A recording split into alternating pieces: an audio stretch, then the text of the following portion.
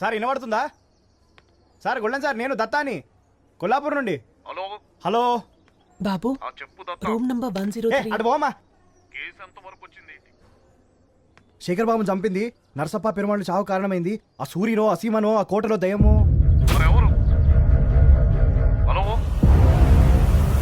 Room number 103.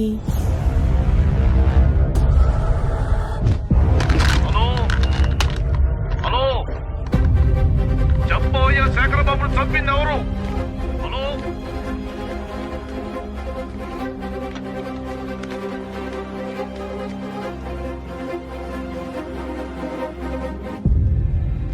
Ramachandramma. ఎలా ఉన్నావు పటాభి? బాగున్నానమ్మా, రండమ్మా రండి.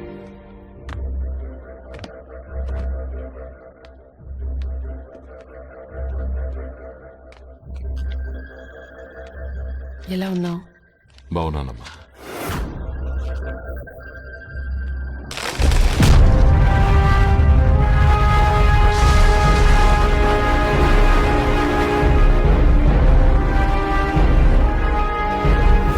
రాజ కుటుంబంలో ఒక్కరిని కూడా కాపాడుకోలేకపోయాను.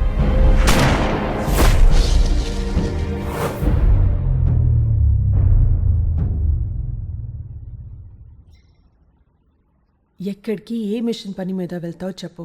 పట్టాభి ఫోన్ చేసే వరకు నాకు తెలియదు నువ్వు కొల్లాపూర్కి వచ్చావని. ఎంత చెప్పినా వినవు.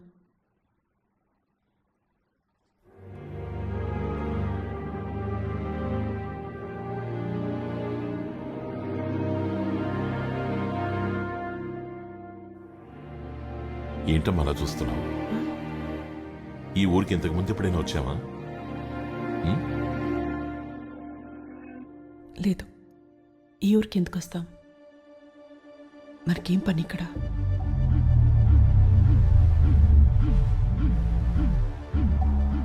అంటే రాజమహల్ తగలబడ్డ రోజు రాణి రామచంద్రమ్మ కల్కి కూడా తప్పించుకోరన్నమాట. కానీ ఆమె కల్కి గతం ఎందుకు చెప్పలేదు? పద్మ ప్రేమకు దూరమై వెళ్తున్న కల్కి ఏ గుళ్ళు తన తండ్రిని చంపిర్రో ఆడిని ఆగడం ఏంది? తనకు తెలియకుండానే తన సంస్థానాన్ని నాశనం చేసిన వాళ్ళ వేట మొదలుపెట్టిండనమాట.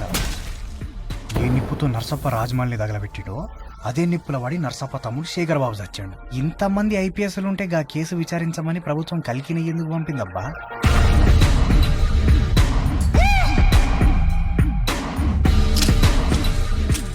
ఈడ వేటాడాల్సిన క్రూర మృగాలు మనుషుల రూపంలో తిరుగుతూ ఉన్నాయని కొల్లాపూర్కి వచ్చినాకనే ఆయనకు అర్థమై ఉంటుంది. అందుకే వామనుడి లెక్క తొక్కిండు, పరశురాముడి లెక్క నరికిండు. ఏ పెరుమాళ్ళని వాడుకొని నరసప్ప రాజకుటుంబాన్ని నాశనం చేసిండో అదే పెరుమాళ్ళని వాడుకొని కల్కి నరసప్పని అంతం చేసిండు. కొల్లాపూర్ కోసం తను చేసింది వృత్తిధర్మం అనుకుంటుండే కల్కి, కానీ జనం కోసం తను చేసింది రాజధర్మం. అంటే ఆ రోజుగా స్వామి చెప్పిన దాని ప్రకారం ఇదంతా యాదృచ్ఛికం కాదు, కర్మానుసారం.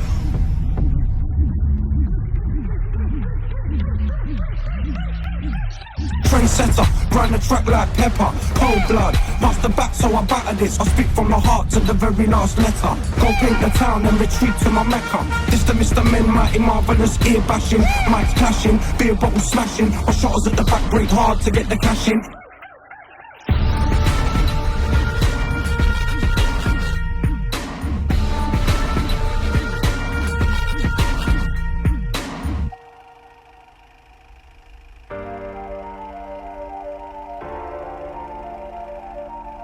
రామా పద్మ,